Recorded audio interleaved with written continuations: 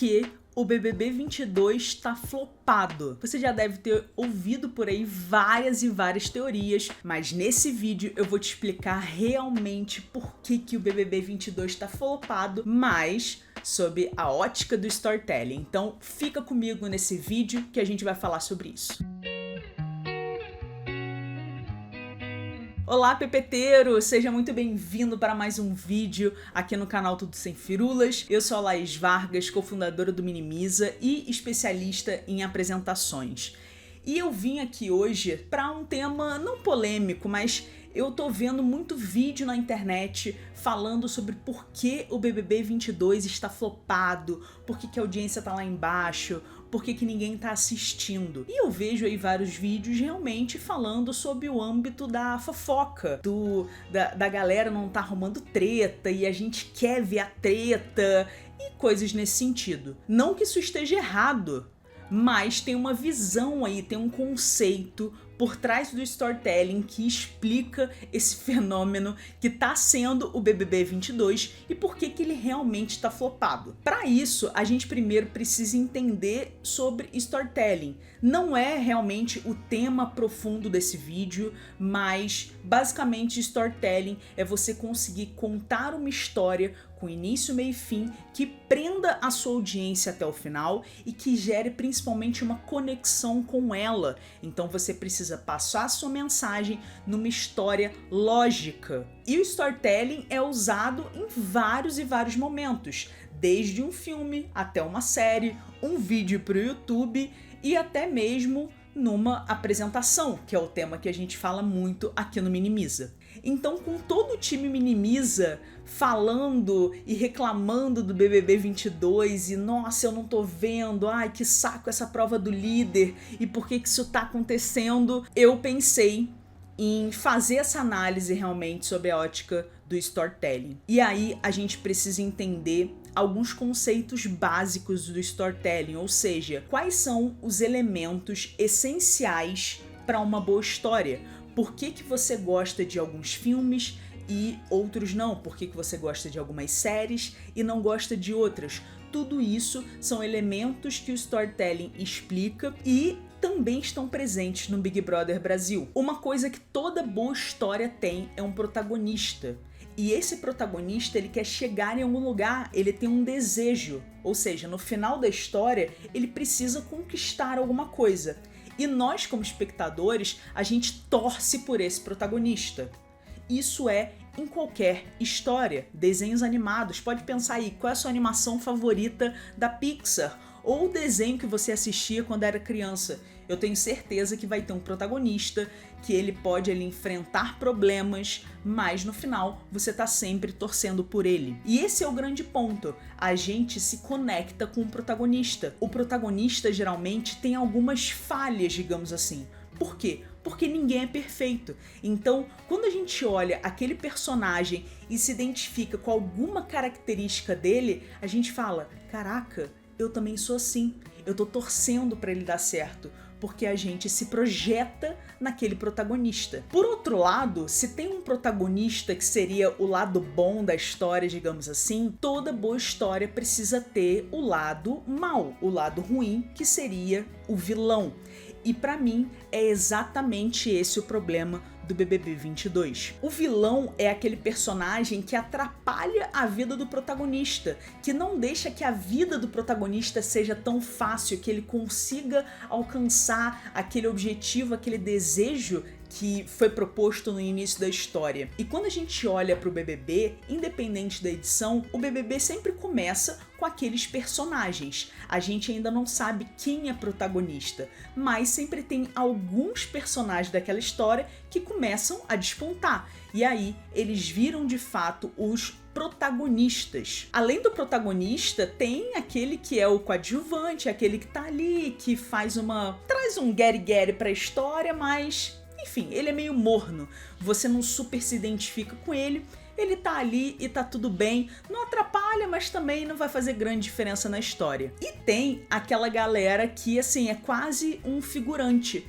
que no BBB a gente chama de planta. E nessa edição tem algumas. Comenta aqui embaixo quem são as plantas do BBB 22. Mas voltando pro ponto, por que eu acho que o BBB 22 está flopado? Simplesmente porque não tem um vilão. Como eu falei, toda boa história precisa de um protagonista e de um vilão. A história, ela precisa ter altos e baixos pra gente ir acompanhando. Imagina a gente vendo um filme de super-herói em que logo no início o super-herói ele já mata o vilão, já recupera a mocinha e tá tudo certo na vida dele. Pra que a gente vai ver um filme assim? Então, o grande lance do BBB 22 é que falta de fato um vilão. E consequentemente, falta um protagonista. Não tem um protagonista porque ninguém tá se destacando. E aí, vamos parar pra pensar nas últimas edições. Por que a Juliette foi um fenômeno no BBB 21? Por que ela foi a campeã? Por que ela foi de fato a grande protagonista da edição com milhões de seguidores no Instagram? Porque ela sofreu ataques. Que ataques foram esses? Não sei se você acompanhou a edição, o BBB 2021, mas a Juliette, logo no início, ela era muito zoada. Tiravam ela e ela era super chacota, então zoavam desde o sotaque dela, a ela falar muito, a ela ter sempre uma opinião, e depois começaram também a fazer bullying, a excluir ela, e esse é exatamente esse ponto. É aí que a gente cria um protagonista, porque todos nós já sofremos algum tipo de bullying, mesmo que antes não existisse esse termo, mas a gente já sofreu algum tipo de abandono, de exclusão, de bullying. A gente já esteve em algum momento da nossa vida nessa situação ruim. Então, quando a gente olha a Juliette sendo massacrada por vários participantes, a gente se compadece, porque na maioria das vezes que a gente sofre o bullying ou a gente sofre com essa situação ali, aquele sentimento de se sentir excluído, sabe? Quando você é o último a ser escolhido por um grupo ou na educação física. Então, esse é o ponto. Todos nós já passamos por uma situação assim. Então, quando a gente olha a Juliette naquela situação, cara, eu só quero torcer por ela, porque eu também passei por isso e eu sei como é ruim e eu sei que ela não pode contar com ninguém. Então, esse foi o fenômeno da Juliette. E a Juliette, como protagonista, ela também só existiu por causa dos vilões. É claro, teve ali logo no início a Carol Conká. Não sei se vocês lembram, mas o BBB 21 parecia uma grande Copa do Mundo. Todo mundo torcendo pra Carol Conká sair. Fora os outros vilões que também tiveram na temporada. A mesma coisa no BBB 22. A Thelma, por que a Thelma foi campeã? Ela tava ali num grupo de amigas que, com a entrada de novos amigos, excluíram ela. E, de novo, todo mundo já se sentiu excluído alguma vez na vida. Então, a gente presta aquela solidariedade e a gente torce por ela, porque a gente sabe como é ruim estar nesse lugar. E isso que eu tô falando, desse sentimento que a gente se coloca no lugar do protagonista, isso é um outro termo do storytelling que a gente chama de valores universais. São sentimentos, emoções que todo mundo sabe ou que a maioria já passou por aquilo, então mesmo que a gente não tenha de fato passado pela mesma situação, a gente sente aquilo e a gente entende. E isso gera uma troca, gera uma conexão. Não tem nada mais importante do que a conexão em uma história. E o storytelling ele serve justamente para isso. Para que você, seja num comercial, seja num vídeo, seja numa apresentação, seja num post, você consiga se conectar com seu público. Você consiga se conectar com a sua audiência. Então sim, basicamente esse BBB 22 está flopado porque faltam os principais elementos de storytelling.